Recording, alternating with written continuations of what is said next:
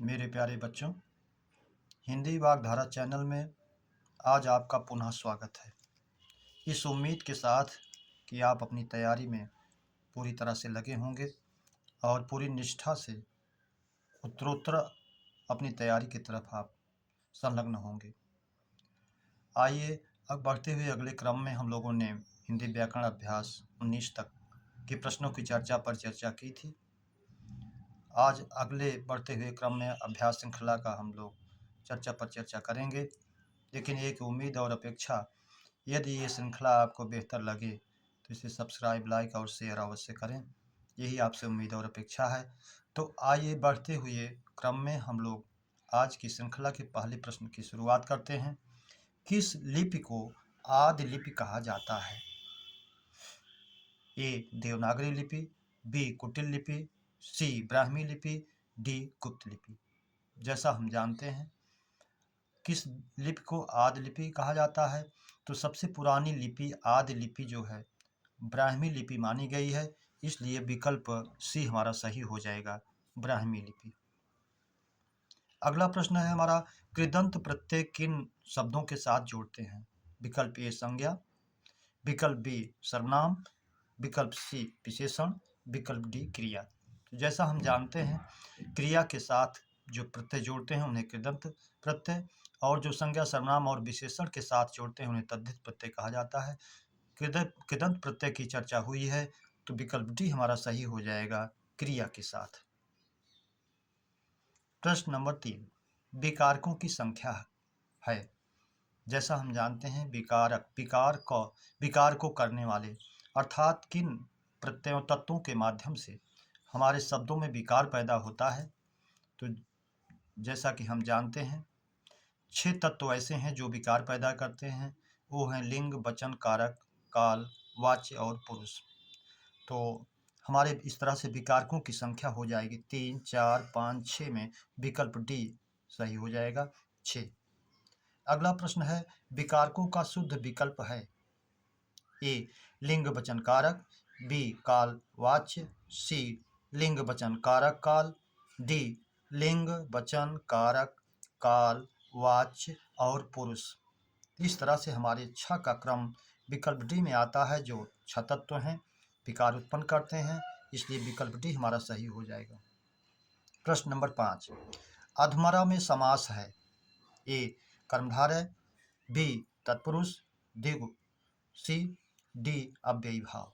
जैसा हम जानते हैं पूर्व पद प्रधानो अव्ययी भाव, प्रथम पद अव्यय उपसर्ग या निपात होता है, तो अधमरा में अध शब्द जो है ये उपसर्ग के रूप में प्रयुक्त हुआ है, इसलिए अव्ययी भाव होगा, विकल्प डी हमारा सही हो जाएगा।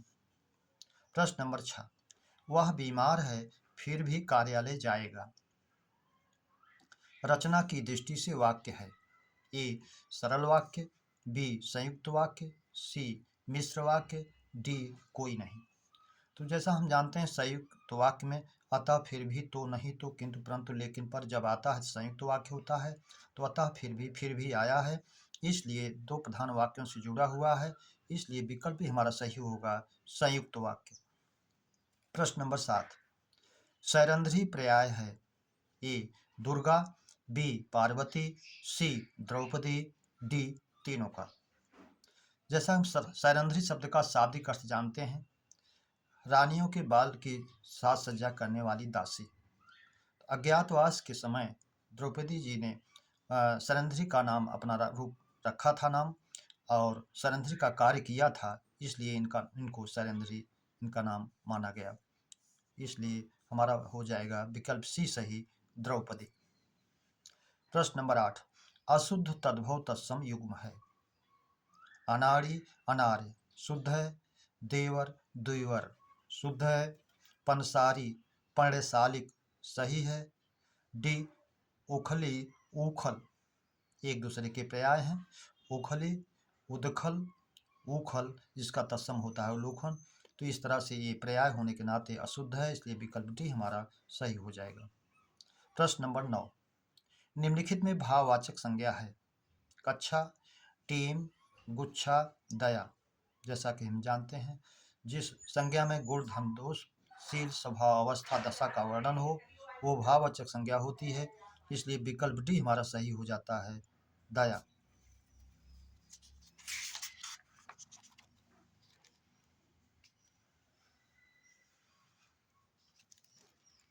अगला प्रश्न है हमारा प्रश्न नंबर 10। वह बहुत तेज दौड़ता है में क्रिया विशेषण का भेद है। ए प्रमाणवाचक, बी कालवाचक, सी रीतिवाचक, डी स्थानवाचक। तो जैसे वह बहुत तेज दौड़ता है, यहाँ दौड़ना क्रिया का विशेषण, बहुत तेज है तो तेज उसका विशेषण है, बहुत उसका प्रविशेषण है, इसलिए हमारा हो जाएगा रीतिवाचक।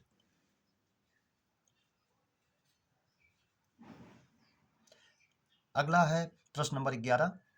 पुजारी ने नहाकर पूजा की में क्रिया का भेद है। ए प्रेरणार्थक क्रिया, बी नामधातु क्रिया, सी तात्कालिक क्रिया, डी पूर्वकालिक क्रिया।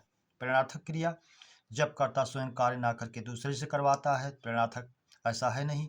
नामधातु क्रिया संज्ञा सर्वनाम विशेषण से जो बनाई जाती हैं क्रियाएं, वो भी नहीं है। तात्कालिक क्रिया जिसमें समय का अंतर ना होकर क्रम का अंतर होता है, वो भी नहीं है।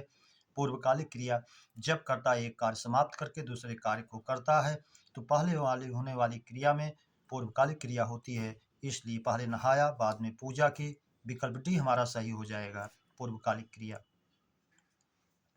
प्रश्न नंबर 12। पर्वत के नीचे की समतल भूमि वाक्यांश के लिए एक शब्द है। अधित्यका, उपत्यका, घाटी, अंतरीप। पर्वत के नीचे वो अधित्यका, पर्वत के ऊपर की भूमि को, समतल भूमि को अधित्यका कहा जाता है। बी पर्वत के नीचे की समतल भूमि को उपत्यका कहा जाएगा, इस जाता है, इसलिए विकल्प भी हमारा सही हो जाएगा। प्रश्न नंबर 13। अशुद्ध विलोम युग्म है। गमन, आगमन सही है। दान या प्रदान का आदान सही है। उत्कृष्ट का निकृष्ट सही है। लघु का ह्रस्व ये दूसरे के पर्याय हैं, इसलिए विकल्प डी हमारा सही हो जाएगा। प्रश्न नंबर 14। किस युग में तद्भव शब्द हैं। पानी, मृत्तिका, पानी का तत्सम पानी, मिट्टी का मृत्तिका, दोनों तत्सम है। बी नींबू का निम्बक, किवाड़ का कपाट, दोनों तत्सम है। सी गयंद और मयंद, ये दोनों तद्भव हैं। गयंद का तत्सम गजेंद्र, मयंद का मृगेंद्र, इसलिए विकल्प सी हमारा सही हो जाता है। गजेंद्र मृगेंद्र इन्हीं शब्दों के इसमें तत्सम दिए गए हैं। प्रश्न नंबर 15। उपन्यास में एक प्रत्यय का योग करने पर रूप होगा। उपन्यासिक, बी औपन्यासिक, सी औपन्यास, डी उपन्यासिक। जैसा हम जानते हैं किसी शब्द में एक प्रत्यय जोड़ने पर उसके पूर्व स्वर की वृद्धि हो जाती है, तो यहाँ ऊ का औ हो गया है, इसलिए हमारा विकल्प बी सही हो जाएगा, औपन्यासिक। प्रश्न नंबर 16।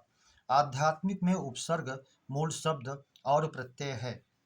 विकल्प ए आधि प्लस आत्मा प्लस इक, बी अध्यात्म प्लस इक, सी आधि प्लस आत्मा प्लस इक, डी अध्यात्मी प्लस का। तो ये शब्द हमारी व्युत्पत्ति इसकी आधि प्लस आत्मा प्लस इक हो जाएगा, इसलिए विकल्प सी हमारा सही हो जाएगा। मेरे प्यारे बच्चों, अभ्यास श्रृंखला 20 पर हम लोगों ने चर्चा किया। यदि ये श्रृंखला आपको बेहतर लगी हो तो इसे सब्सक्राइब, लाइक और शेयर अवश्य करें, यही आपसे अपेक्षा है। अगली श्रृंखला के मिलने तक आप सभी को हृदय से धन्यवाद।